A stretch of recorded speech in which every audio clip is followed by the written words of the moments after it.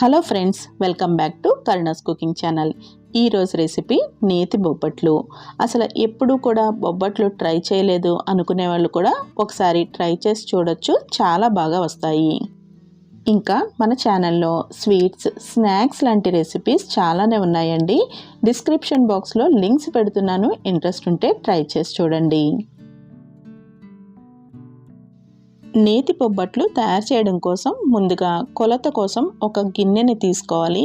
నేను మెజరింగ్ కప్ని తీసుకుంటున్నాను. ఒక గిన్నెలోకి 1.5 కప్పు శనగపప్పు తీసుకుని నీళ్లతో కడిగి నీళ్లు వేసి 2 గంటల పాటు నానబెట్టుకోవాలి.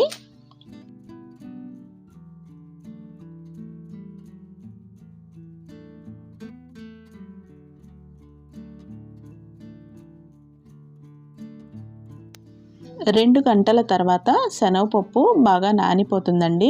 చూసారు కదా, మనకి శనగపప్పు నానిపోయింది. ఇప్పుడు ఈ శనగపప్పులోని నీళ్ళన్నీ కూడా వంపేసుకోవాలండి.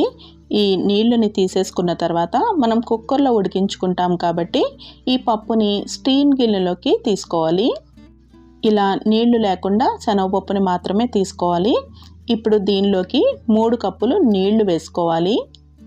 1.5 కప్పు శనగపప్పు తీసుకున్నాం కాబట్టి 3 కప్పులు నీళ్లు తీసుకుంటున్నాము. ఇప్పుడు ఈ స్టీల్ గిన్నెని రైస్ కుక్కర్లో పెట్టుకోవాలి. మూత పెట్టుకుని విజిల్ పెట్టిన తర్వాత మనకి స్టవ్లో చిన్న బర్నర్ ఏదైతే ఉందో ఆ చిన్న బర్నర్ మీద ఈ కుక్కర్ని పెట్టుకుని మీడియం ఫ్లేమ్లో పెట్టి 4-5 విజిల్స్ వేయించుకోవాలి. పప్పు ఉడికేలోపు పిండిని రెడీ చేసుకుందాము. శనగపప్పుకి ఏ కప్ అయితే యూజ్ చేసామో అదే కప్పుతో 2 కప్పులు మైదా పిండిని తీసుకోవాలి. 1.5 కప్పు శనగపప్పుకి 2 కప్పులు మైదా కరెక్ట్గా సరిపోతుందండి. ఇప్పుడు ఈ మైదాలోకి రుచికి సరిపడా ఉప్పు, నేను ఇక్కడ 1 టీ స్పూన్ వరకు ఉప్పు వేస్తున్నాను. ఈ ఉప్పు బాగా కలిసేలాగా మైదా పిండిలోకి కలుపుకోవాలి. ఇప్పుడు కొంచెం కొంచెంగా నీళ్లు వేసుకుంటూ పిండిని బాగా పల్చగా కలుపుకోవాలండి.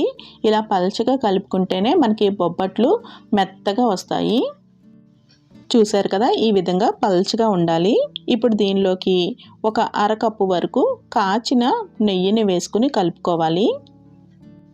ఇలా బాగా కలుపుకున్న తర్వాత నెయ్యి అంతా కూడా పిండికి పట్టేస్తుందండి. ఆ తర్వాత మళ్ళీ ఒక 2 నిమిషాలకి మనకి నెయ్యి అంతా కూడా సపరేట్ అయిపోతుంది. చూసారు కదా, ఇలా జారుడుగా కలుపుకుంటే మనకి ఈ బొబ్బట్లు చాలా బాగుంటాయి. ఇప్పుడు పిండి మీద మూత పెట్టి పక్కన ఉంచుకోవాలి. ఈలోపు శనగపప్పు కూడా ఉడికిపోయి ఉంటుంది, ఒకసారి చెక్ చేసుకుందాము. శనగపప్పు ఉడికిపోయిందండి. ఇప్పుడు ఉడికిన శనగపప్పులోని నీళ్ళన్నీ కూడా వడకెట్టేసుకోవాలి. శనగపప్పు ఉడికించుకున్న నీళ్ళతో చారు, పప్పు చారు లాంటివి కూడా తయారు చేసుకోవచ్చు. టేస్ట్ చాలా బాగుంటుంది. శనగపప్పు చూసారా, చాలా మెత్తగా ఉడికిపోయింది. ఒకవేళ కొంచెం పలుకు ఉంటే కనుక మిక్సీలో వేసుకుని మెత్తటి పేస్ట్ లాగా తయారు చేసుకోవాలి. ఇప్పుడు ఈ శనగపప్పుని ఒక గిన్నెలోకి తీసుకుని గరిటతో మెత్తగా పేస్ట్ లాగా చేసుకోవాలి. నాకు ఇక్కడ మెత్తగా ఉడికిపోయింది కాబట్టి గరిటతో మెదుపుకుంటే సరిపోతుందండి. మనకి కొంచెం ఏమన్నా పలుకు ఉన్నట్టయితే మిక్సీ జార్లో వేసుకుని కొంచెం మెత్తటి పేస్ట్ లాగా తయారు చేసుకోవాలి. ఇలా తయారు చేసుకున్న మెత్తటి పేస్ట్లోకి 1.5 కప్పు బెల్లం తురుము లేదంటే బెల్లం పొడి వేసుకుని కలుపుకోవాలి.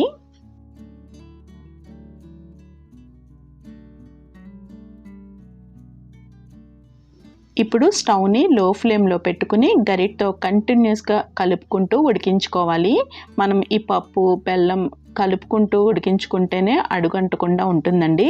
లేదంటే మనకి వెంటనే అడుగున మాడిపోయినట్టుగా అయిపోతుంది. బెల్లం కరిగిన తర్వాత కొంచెం పలచబడిపోతుందండి. మళ్ళీ మనకి చిక్కబడేంత వరకు కూడా ఉడికించుకోవాలి. అలాగే బెల్లం కొంచెం కరిగిపోయిన తర్వాత 1 టీ స్పూన్ వరకు యాలక్కాయల పొడి, ఇంకా 2 టీ స్పూన్ల వరకు నెయ్యిని వేసుకుని గరిటతో కలుపుకుంటూ ఉడికించుకోవాలి. ఈ విధంగా కొంచెం గట్టిపడిన తర్వాత స్టవ్ ఆఫ్ చేసేసుకుని ఈ పూర్ణం అంతా కూడా ఈ ప్యాన్కి స్ప్రెడ్ చేసుకుంటే మనకి త్వరగా చల్లారిపోతుంది. ఇప్పుడు కొంచెం పల్చని అనిపించినా కానీ మనకి చల్లారిన తర్వాత గట్టి పడుతుందండి. కన్సిస్టెన్సీ ఈ విధంగా ఉంటే బాగుంటుంది.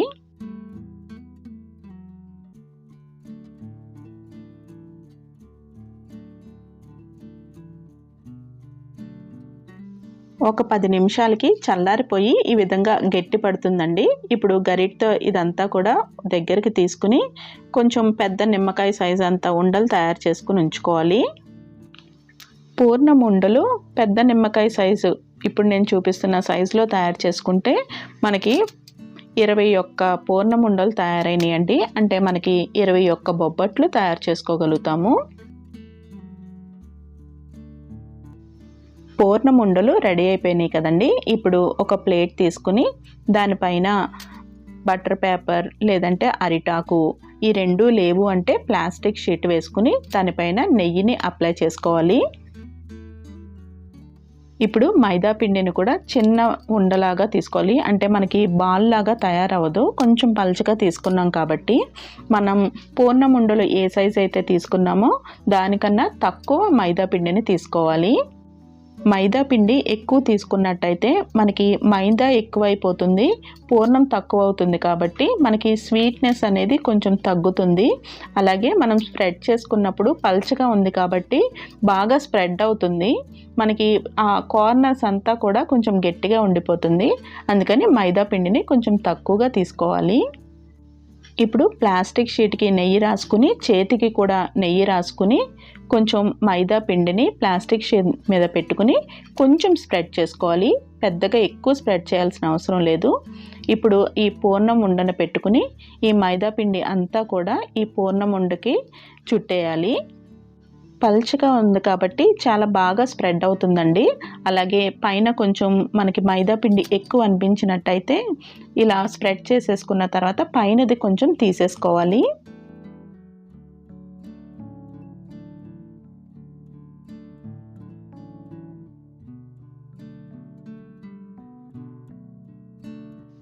ఈ ముద్దని కొంచెం ఫ్లాట్గా చేసుకుని ఇంకొక బటర్ పేపర్ లేదంటే ప్లాస్టిక్ షీట్ తీసుకోవాలి. పిండి ముద్ద ఉన్న వైపు నెయ్యిని రాసుకుని వీడియోలో చూపిస్తున్న విధంగా స్ప్రెడ్ చేసుకోవాలి. మైదా పిండిని పల్చగా చేసుకోవడం వల్ల మనకి ఇంత బాగా స్ప్రెడ్ అవుతుందండి. మైదా పిండి కొంచెం గట్టిగా ఉంది అంటే మనకి కొంచెం స్ప్రెడ్ చేసుకోవడానికి ఇంత పల్చగా రాదనమాట. ఇలా స్ప్రెడ్ చేసుకున్న తర్వాత నెమ్మదిగా పైన ఉన్న పేపర్ని, పైన ఉన్న షీట్ని తీసేసుకోవాలి. ఇలా ప్లాస్టిక్ షీట్ పైన పెట్టి కాకుండా డైరెక్ట్గా చేత్తో కూడా తయారు చేసేసుకోవచ్చు. అది కూడా ఎలాగో చూద్దాము.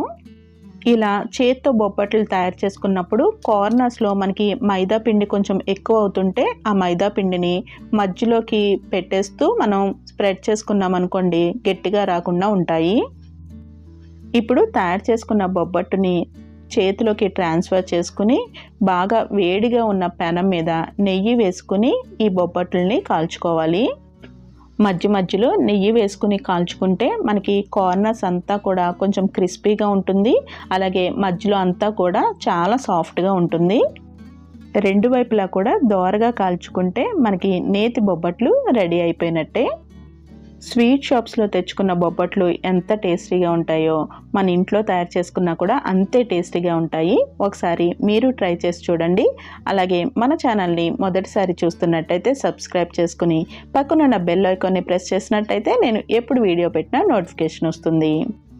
మరొక టేస్టీ అండ్ ఇంట్రెస్టింగ్ వీడియోతో మళ్ళీ కలుద్దాము. Thank you for watching Karuna's cooking channel.